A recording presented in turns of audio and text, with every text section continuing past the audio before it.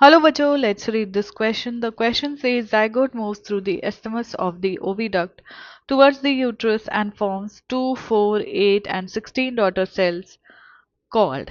ठीक है, तो हमें यहाँ पे पूछा है कि कंसिडर करो कि दिस इज जाइगोट. ठीक है, दिस इज जाइगोट.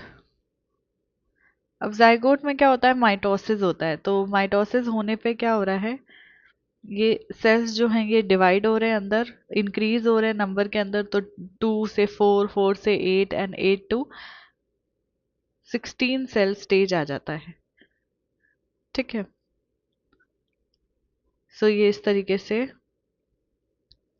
अंदर जो सेल्स हैं ये डिवाइड हो रहे हैं. 8 टू 16 सेल स्टेज आ जाता है.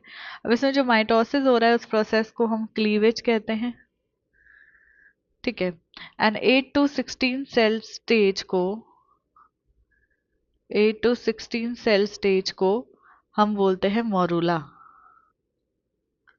ठीक है, बट यहाँ पे क्या पूछा गया कि जो अंदर सेल्स होते हैं इनको हम बोलते हैं, जैसे एक सेल को हम बोलेंगे ब्लास्टोमियर. ब्लास्टोमियर.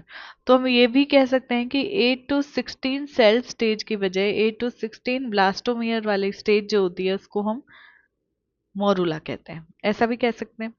ठीक है, तो यहाँ पे क्लीवेज हम किसको बोल रहे हैं, क्लीवेज इज जो माइटोटिक डिविजन हो रहा है उसको हम क्लीवेज कहते हैं. तो ये इनकरेक्ट हो जाएगा.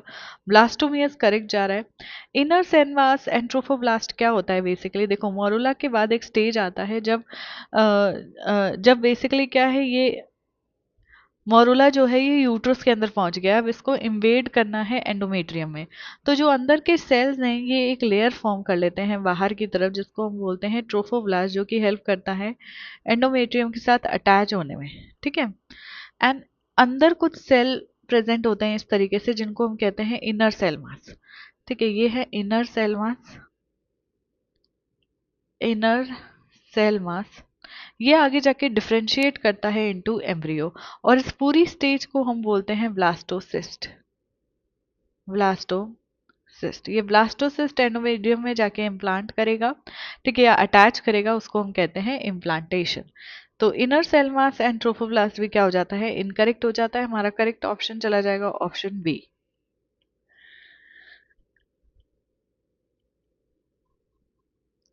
इसके रिगार्डिंग इन्फॉर्मेशन आपको 12th की न्यू एनसीईआरटी में पेज नंबर 36 पे मिलेगी. आई होप कि आपको क्वेश्चन अच्छे से समझ आ गया है.